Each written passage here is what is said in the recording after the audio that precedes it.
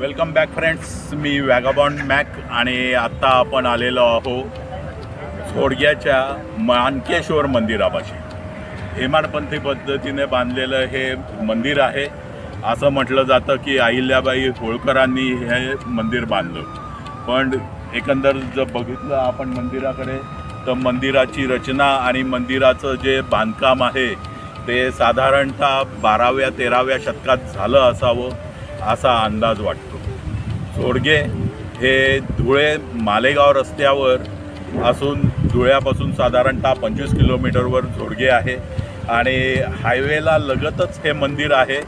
तर जेव्हा कधी तुम्हाला वेळ मिळेल तेव्हा या मंदिरापाशी जरूर या आणि आपण हे मंदिर आता बघू। चला व्हिडिओला सुरुवात। मंदिरापाशी असलेला हा नंदी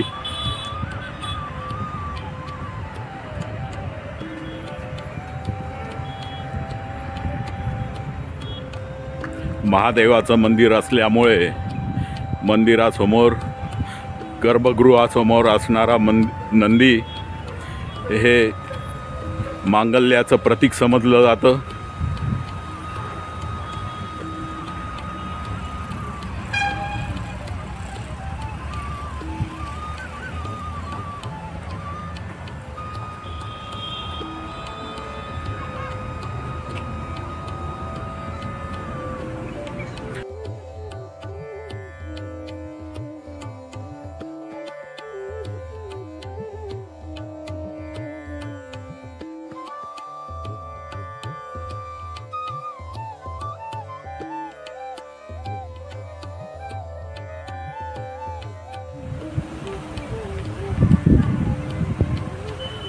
मंदिराचं प्रवेशद्वार हेमाडपंथी मंदिर असल्यामुळे दगडावर दगडाची रचना करून जनरली छत बनवलं जातं।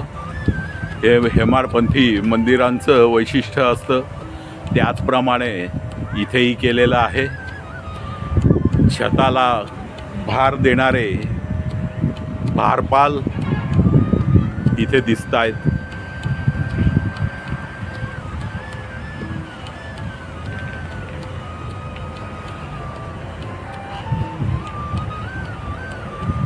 पूर्ण दगडी असं बांधकाम आहे। प्रवेशद्वारावर असलेले 2 खांब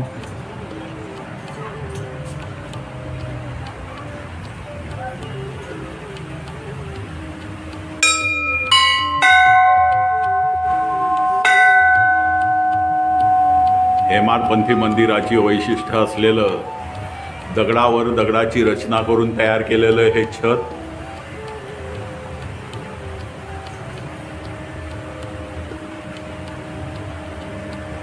गणपती आणि अतिशय उत्तम कलाकुसर असलेलं गर्भगृह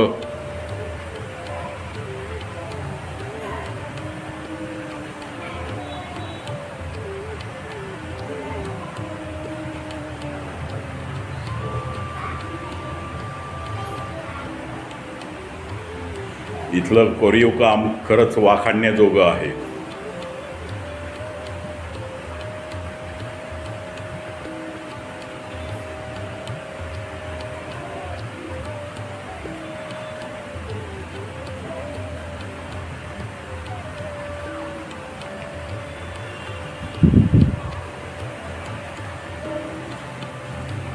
मंदिराच्या गर्भगृहाच्या दरवाजापाशी असलेली ही अलंकृत केलेली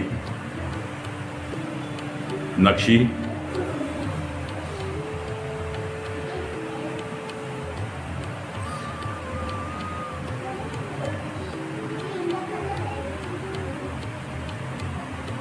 मंदिरामध्ये असलेली सुबक पिंड श्रद्धालूंचं श्रद्धास्थान, त्याच्यावर होणारा अखंड अभिषेक,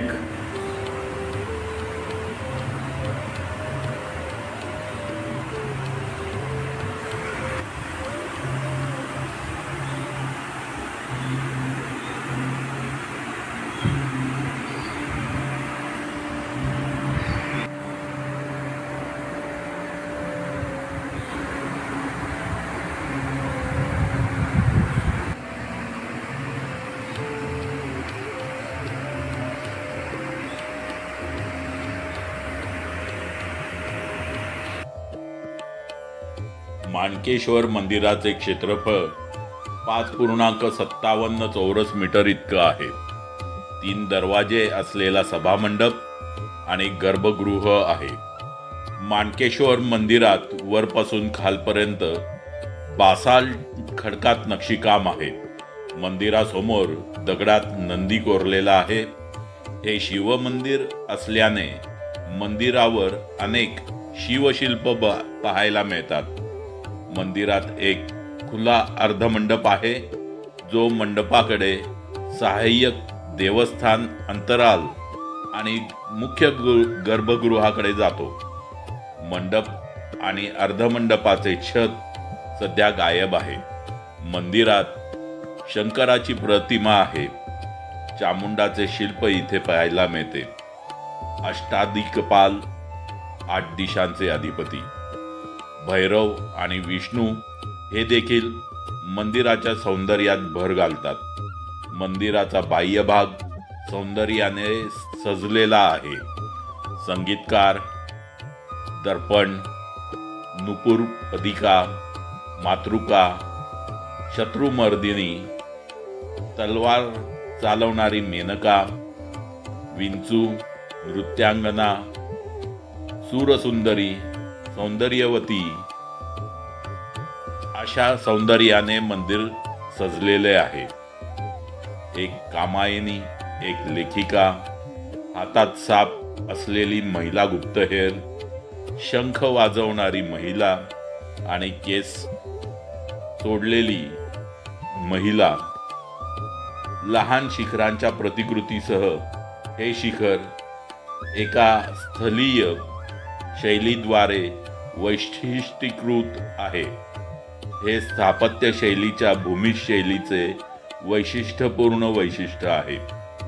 हिऱ्याच्या मस्तकाच्या मध्यभागी असलेल्या वर्तुळातील पुरुषाच्या चेहऱ्याला कीर्तिमुख म्हणतात. अशी 3 कीर्तिमुखांनी मंदिर सुशोभित आहे. मंदिराच्या पुढच्या भागाला एकावरती एक कीर्तिमुखाचे मंदिराचे वेगळेपण दर्शवते. मंदिरासमोर एक भूमी शैलीचे उद्ध्वस्त मंदिर आहे. त्याला सरस्वती मंदिर असेही म्हणतात. मंदिरातील मूर्ती गायब आहे.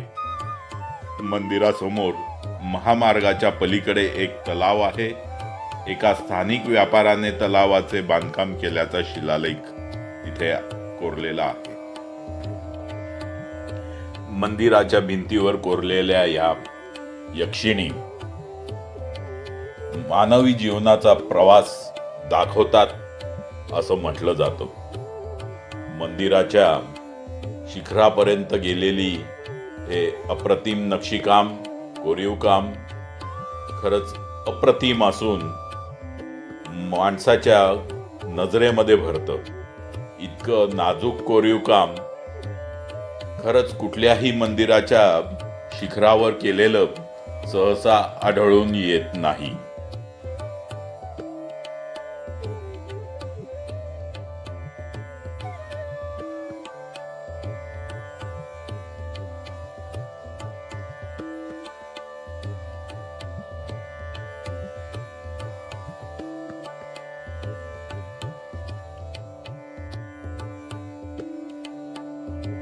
नाशिकच्या जवळच्या सिन्नर मधील गोंदेश्वर मंदिर, नाशिकच्या झोडग्याजवळील हे माणकेश्वर मंदिर आणि ह्या शैलीतलं असलेलं नाशिक जिल्ह्यातील आणखीन एक मंदिर हे देवळाणा इथे जोगेश्वरी महादेव मंदिर आहे. लवकरच आपण याही मंदिराला भेट देणार आहोत.